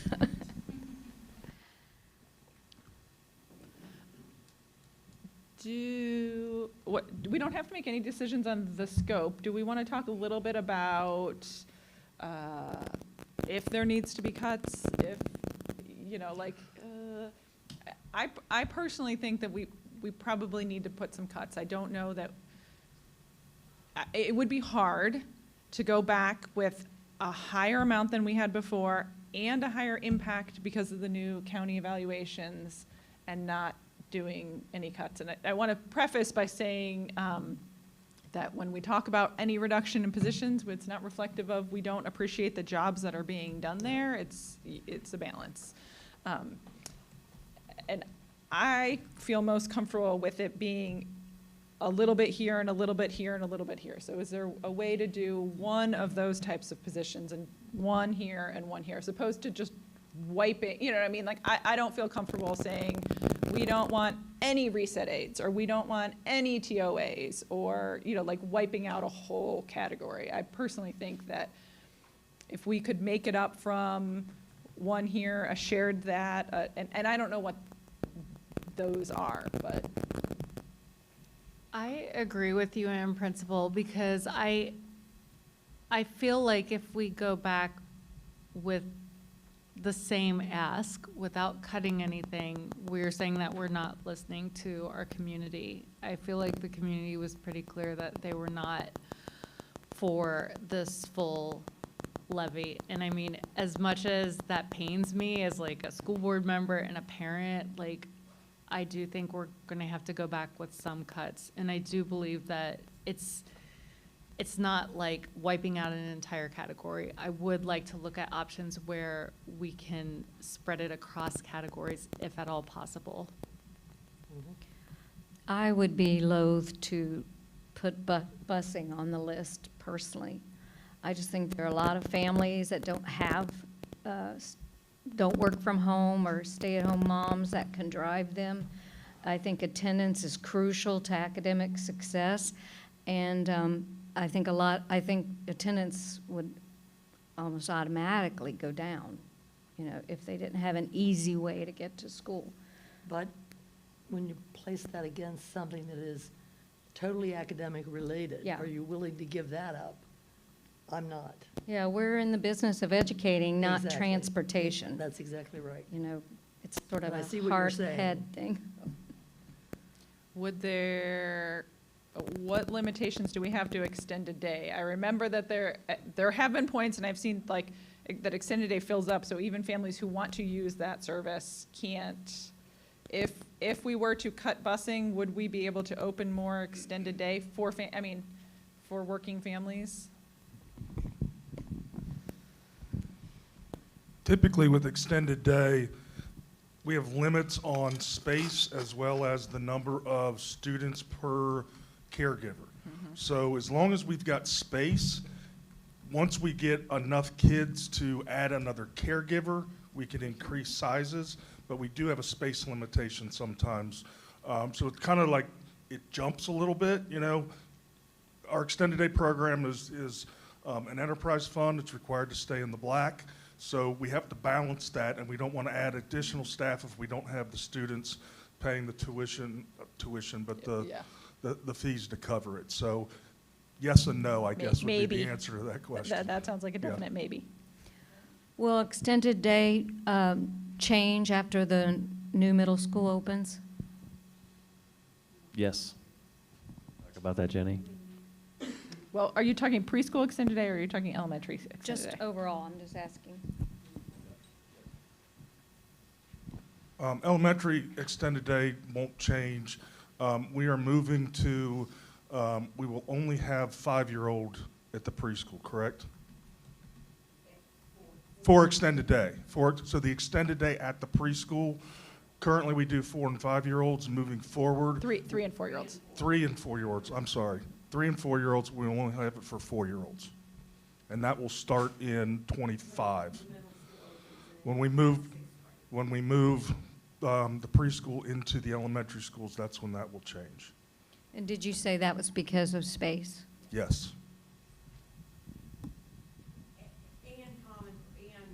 also we have done a lot of research around the area. And that, what they call preschool wrap. What they call preschool wrap, which is what we currently have, that if you are an AM preschooler, you can stay an extended day in the PM, of course. And then if you're a PM kindergartner, or a preschooler, you have AM extended day, which they reference as preschool wrap in the latchkey daycare world. But that is not common practice around local districts. They do not have that option. So you could certainly go before school, which we'll have because you'll be in an elementary school, and after, but that little component would go away.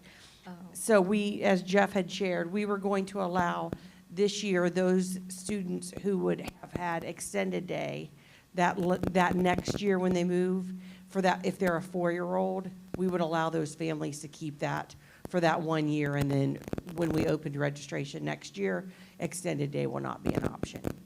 And we'll work with, this is sort of separate from budget, but we can work with local daycare providers to do busing and get some coverage for parents who are So working. there are currently, the local daycares, most of them have a van or transportation now. So like half-day kindergarten, many of them are picked up by KinderCare or Yep. whoever does that. Do we know how many students overall, how many students in high school use busing currently?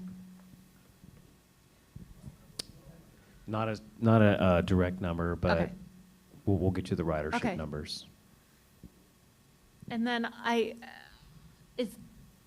when we're talking about busing, is there a way to optimize the routes any more than they already are optimized? Well, they currently use a software package called Versatrans, and so I would venture to say that they are optimizing the routes as best they can because they're in the business of making money. So the less time they're on the road, et cetera, the better. So I think Jeff would agree with me. He's going to go to the microphone.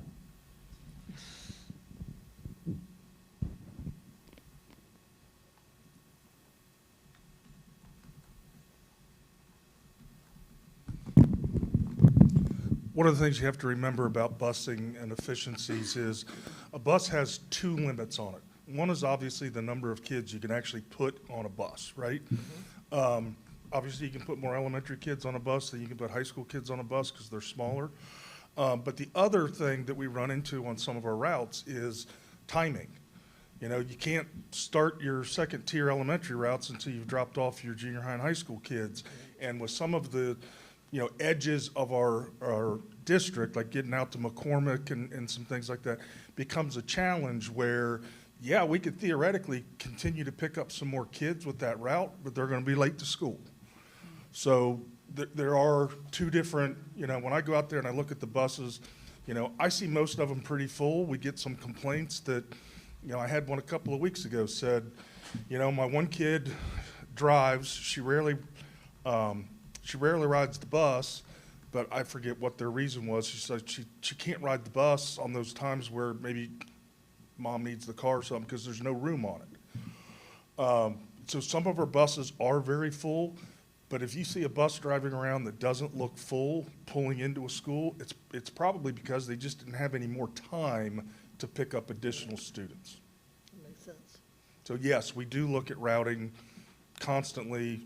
It's obviously more at the beginning of the year because we balance things out and we've kind of got historical data. But that's obviously not always the case. So we're always constantly kind of balancing that out, typically the first few weeks of school. And it is a lot more efficient now. I know they used to pick up everyone at the end of their driveway, which costs a lot more gas and time. Consolidated stops. And parents miss that. Yes, they do.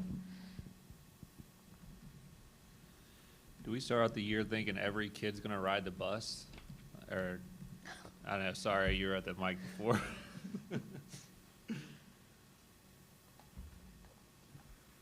No, again, we've got historical data where we've got a pretty decent idea of how many kids are gonna ride the bus.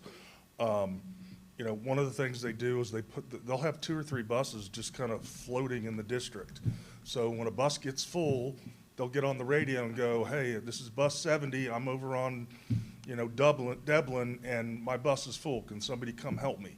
And those first few weeks, there's a lot of that going on. So we get the kids to school, but no, we don't make Milford students sign up for transportation. There are some districts who do that. Out-of-district students need to sign up, but Milford students do not need to sign up. And again, we just really use that historical data to try to build those routes, and then we tweak them as we kind of learn what the changes are each fall. And sometimes things change, high school, junior high routes, sometimes things change from sports season to sports season. You get kids who play fall sports and don't ever get on the bus. Maybe they don't play spring sports, although most of them play year-round or they're working out or whatever. But there are some minor tweaks that sometimes happen mid-year, but most of them happen in August and early September. Did changing start times have, was it more expensive from the Yes, it was. busing point of view? Yes, it was, because we've got less time to get from the high school. We pushed those second-tier schools back a little bit. I don't remember, 10 minutes maybe. But we reduced the time in between Tier 1 and Tier 2, which that timing thing I was just talking about came into play.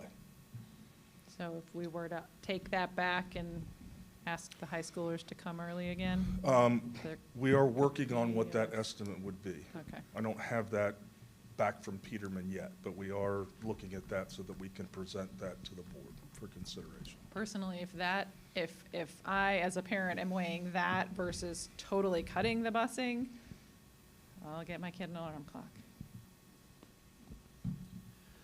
What is the contract with the busing company? I mean, I imagine if we So- were to cut busing, they're gonna lose employees, or do they? So there's a clause in our contract that if busing is cut by a certain amount, and it certainly would be triggered if we went to state minimums, that we would have to sit down and kind of renegotiate that with Peterman. The contract doesn't get blown up, but they do have a right to ask for kind of to renegotiate those rates, because we pay per route, per day, is how we are billed for Peterman. So, if a route gets added in the middle of the year, our transportation invoice goes up every month. And if we cut a route and are able to eliminate a route, it obviously goes down. I'm also just thinking from a community perspective, I don't know how many buses we have, but if we were to minimize that, you're gonna have empty buses and possibly bus drivers that would lose their jobs, I'd imagine. Well, there's no doubt, if we're, Yeah. if we're eliminating routes, whether they lose their job or they end up in a different district, I will tell you, we've been, lucky's not the right word, because Peterman's worked really hard, but there are districts close to us who don't have routes. They don't have enough drivers to fill their routes. So they have a floating blackout where certain kids don't get a bus for a week. We've not ever had to do that. During COVID, we came really close because of bus drivers being sick. But would they not be able to work for Milford? No. Hopefully and most likely, they'd find a job in another district, because bus drivers, there's a very big shortage of bus drivers in this state. Okay. I was just thinking of it from a education to the community standpoint, right? It's just, we know we're, like I think you said last week, the largest employer in Milford, and then we're also employing bus drivers that are probably outside of Milford, so I know that people care a lot about people having jobs like that, so. It seems to me that a lot of the bus drivers are local. Do you know? I don't have a breakdown, but you're right. A lot of our bus drivers live here in this community, Yeah. without a doubt. Jeff Johnson, John Espy, and I have been working with Mr. Hayes, who came to a board meeting to talk about transportation. So we've been working with him and looking at some things with him to potentially bring busing back to the district and what that could look like, and other efficiencies with transportation.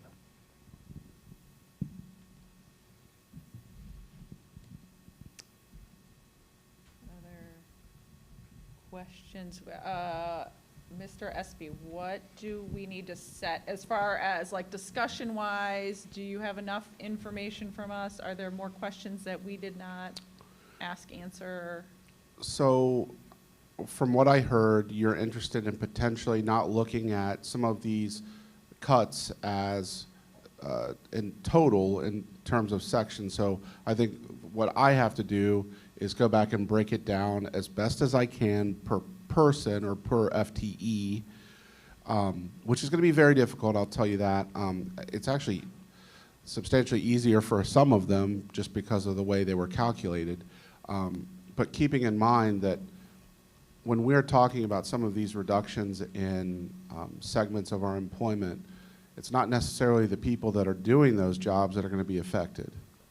It's going to be a trickle-down effect to essentially our lowest, on the reduction in force list. So, And when you look at those, can you also include portions? You mentioned mental health, for example. So like I think I saw 10, but really we're only paying $16,000 a year because we're able to use the money from DeWine to cover that. So I think that would also help us. I mean, it wouldn't make sense for us to cut mental health from a fiscal point of view if we Right, only there save are $16,000 a year and lose the funding. there are things on there like reducing full-day kindergarten. Yeah, you could reduce some staffing, but you're going to reduce the revenue that you receive from tuition. So it's $100,000. Does that, that in my opinion, it doesn't make sense. But it's on there nonetheless, just because, we had to get to that lower millage and try to figure out how we could get there. Not to say any of us wanted any of these things. It was just something to create a menu. So I think what we'll have to do is break down kind of a per segment individual, cost. And again, we're talking about people's livelihoods right now. So I hate making it sound this simple, but that's what I'm hearing you ask, is that you want it broken down so you can maybe make some decisions on not entire subsets, but portions of those subsets. And I also would like to get an idea of what level it affects, because I want to make sure that we don't have all cuts focused on elementary age and end up, what Mr. Power said, is then those kindergartners roll through, then there's 2 or 3 grades that roll through that got a disproportionate, impact from the funding. But, if we have to do cuts, if we could look at, like, this is a high school level, this is a elementary level, just so that we're not taking it out. Everything away from one level. Yeah. I think another thing in terms of a baseline scenario is there, I guess what I want to know, is there anyone that doesn't want to see that 15% reduction happen in the budgets, because while we don't want to necessarily do that, that's a low-hanging fruit for us to reduce but not impact individuals. And that's, I believe, a $675,000. I think we need to do that. Okay, so Just- that will create a fourth scenario right there, just base scenario. So I can work those numbers out, but then I'll also work out an individual, like FTE, kind of, to my best ability, of what those costs would be. So in order to get to 2 million, we need to find 4 FTEs, or like some sort of rough equivalent math, or no? So essentially, you're already lower than the 725 if Right. the 15% budget reduction is in place. Right. I guess is what I'm saying. So that, 725, it'll stay there as an option, but we'll have one that's in between the 725 and the 599 immediately, and then there'll be other, decisions to be made on those individual FTEs. And again, you don't even have to make a decision at the next special meeting. It's for us to come back and show you what those scenarios look like.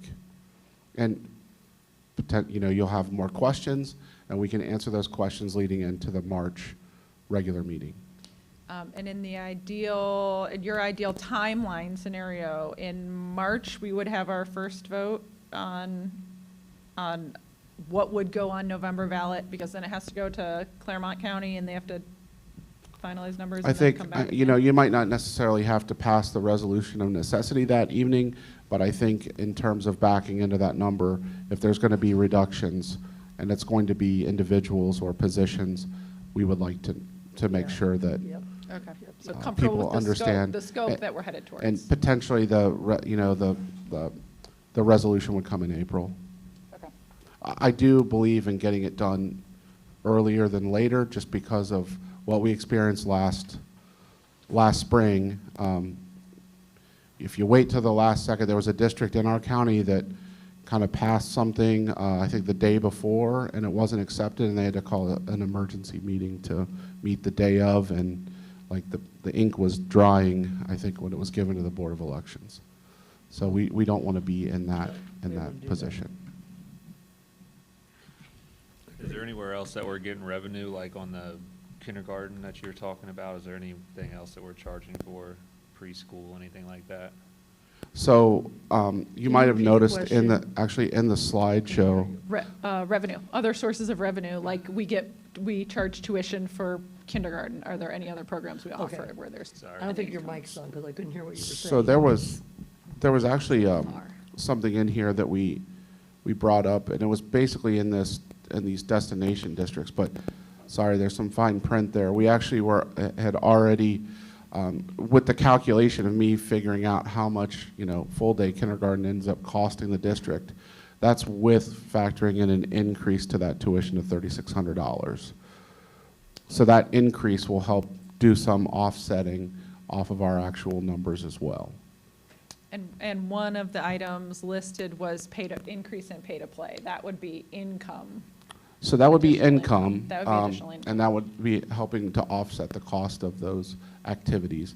So I think what you would have to do there is pick a number, and then that would be spread out. And I think what we could do is look at the number of people that we have paying pay-to-play fees and apply a number, so you could then know what that cost would go to, spread out over the people that are currently being, paying those fees.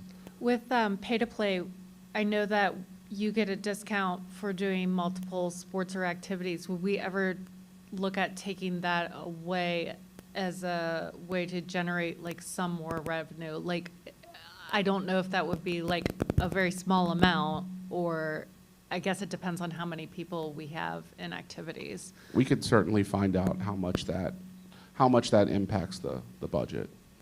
And I will say the pay-to-play fee is significantly less than you would pay at any other venue, except maybe a rec. We're paying $200 a season. That's cheap, really cheap for a high school level sport, so. Don't some of the preschoolers pay tuition? Is that Other Yeah, income? our typical preschool students pay tuition. That's another point we could look at. The only other thing I'd like to see is, you know, and maybe I can go somewhere and find this, Mr. Spicer, just like the communication plan out to the community. I know you said the mailers are expensive, but, you know, headed into just a future period, I'd love for us to be the strongest messenger of the school district to the community. And, you know, I would just like to think about how we get creative with that where it doesn't cost so much money. We've started to talk about postcards, doing some postcards as well, which are clearly much cheaper than any kind of fold or a booklet, if you will. So we're going to look at those as well. Okay, great. Along those lines, would it also make sense to look at our paper usage in the district? Like, I know that we have a lot of papers just for like our board agendas and things like that. Like, if we could go digital on that, like, is it possible to go digital on that? And what kind of impact could that even make? So our buildings order paper on their own, so if you're reducing their budgets already, Okay. it would be impacting them. But I think it's something that it will happen naturally if a budget is reduced, because there's going to have to be some decisions at the building level as to what needs to be reduced. It's just a natural reduction process. I will note, teachers only get black and white copying. There's no color copying in schools. And my concern with the postcards, good idea, except this is an election year. And the amount of literature that's going to be hitting the mailbox, that's going in the trash, because everybody is up to here with political stuff that will get lost. They won't read it. That is a concern that we have. That's Yeah. that's the continued discussion that we've had. Right. Although there is, if we know by April or May, maybe we could beat it. Like, I agree, September, October, like, Oh. the mailboxes are gonna be full. But Exactly. maybe if there's summer opportunities or to push, kind of beat the rush. Mhm. Yeah, I definitely would rather do that than waste our money doing a mass mailing and get caught up in the political hoorah. Yep.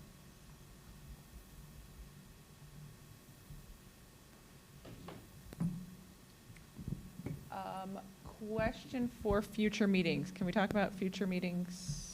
Yes. We had one on the agenda for February 12th, but Ms. Will is not able to make it based on her committee assignment for Miami Township. Do you think we need another one before February 15th? Do you want us to pick another date? What? I mean, if we want to combine our findings with a regular meeting, that would be okay. And we can have all of this discussion in our next regular Thursday meeting? Yeah. Okay, does that work for folks? I think that makes sense. Yes.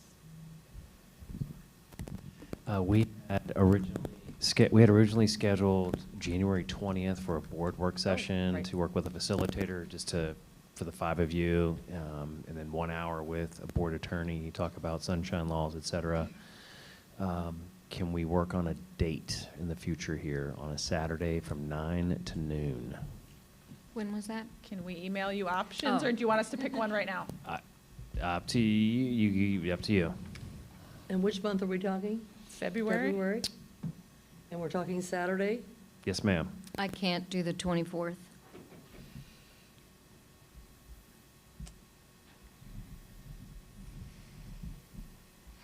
Does the 17th work for everyone? Yes. 17th, hold Yeah. Yes. on. And what That's a long time? weekend. The kids are going, Okay. the kids are 10th. going, yeah. How about the 10th? I'm sorry? February 10?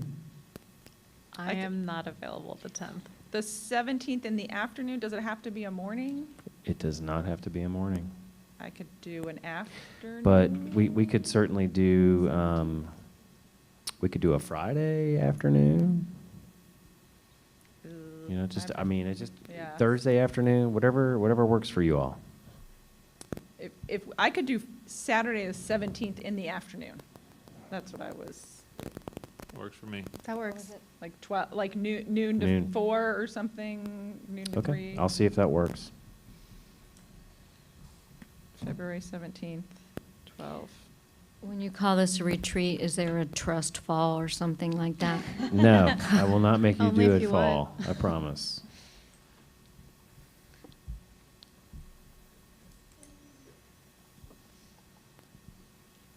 So we're shooting for the 17th, and you'll let us know. Yeah, we'll shoot for the 17th. I'll let everyone know if the facilitator and the attorney can make it. Okay. In terms of the 15th, when we do bring back some findings and have further discussion, you know, there may be a need for a special meeting in between February and March, so, but I guess we can kind Can of we cross set a that bridge tentative? when we get to it. Can we set a tentative?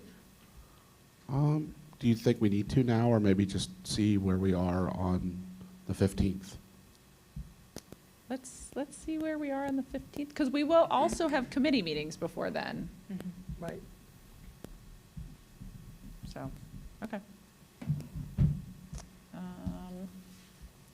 Thank you, Mr. Espy and Mr. Spicer, for the work compiling. I know you've been bringing pieces together for a long time, and this is a big lift.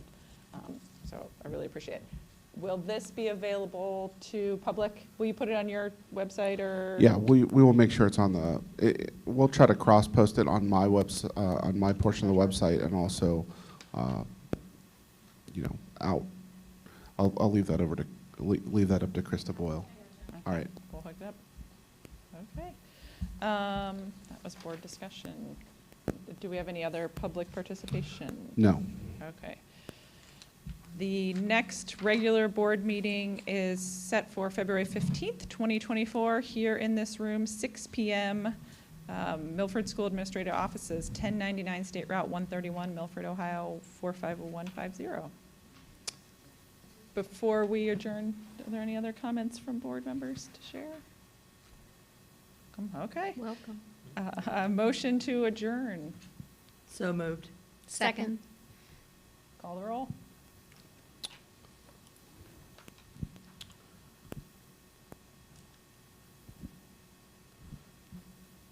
Mr. Wilson? Yes. Ms. Will? Yes? Ms. Powers? Yes. Mrs. Mason? Yes. Mrs. Chestnut? Yes. Thank you.